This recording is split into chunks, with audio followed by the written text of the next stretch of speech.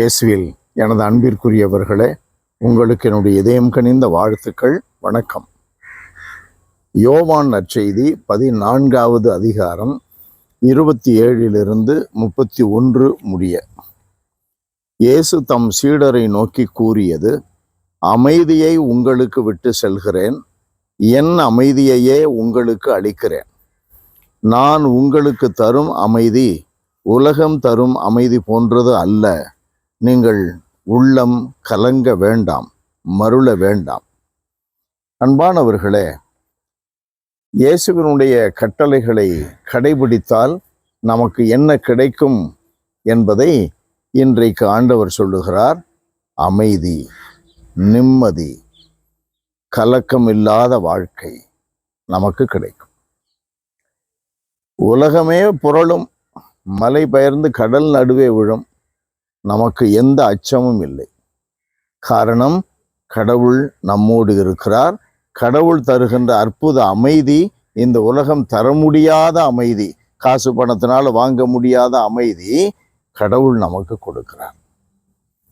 அந்த அமைதியை நாம் பெற்றுக்கொள்ள என்ன செய்ய வேண்டும்? கலக்கமில்லாத வாழ்வை, மருளாத வாழ்வை நாம் அடைய என்ன செய்ய வேண்டும்? ஆண்டவர் சொல்லுவதை நாம் கேட்க வேண்டும். அன்பானவர்களே, ஆண்டவர் சொல்லுவது என்ன?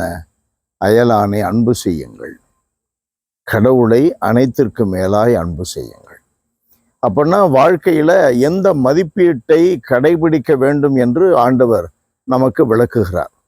உலகம் தருகின்ற மதிப்பீடுகளே அல்ல, மாறாக கடவுளுடைய மதிப்பீடு, கிறிஸ்து இயேசுவின் வழியாக வெளிப்பட்ட மதிப்பீடுகள், அன்பு, நீதி, சமாதானம், சமத்துவம், சகோதரத்துவம், இதெல்லாம் மாறாது. நம்ம 1000 தடவை சொல்லு, 1,000,000 தடவை சொல்லு, மாறவே மாறாது. அதுதான் கடவுள் நமக்கு கொடுக்கின்ற வாழ்க்கை முறைகள். இந்த முறைகளில் நாம் நடக்கிறோம், பயணிக்கிறோம் என்றால் கடவுளை அன்பு செய்கிறோம். இவைகள்தான் கடவுளுடைய கட்டளைகள். கடவுளுடைய கட்டளைகளை கடைபிடித்தால் நமக்கு உள்ளத்திற்கு அமைதி, நாம் வாழுகின்ற இல்லத்திற்கு அமைதி, எந்த கலக்கமும் நமக்கு இருக்காது. அன்பான எங்கள் கடவுளே, உம்மை போற்றி புகழுகிறோம்.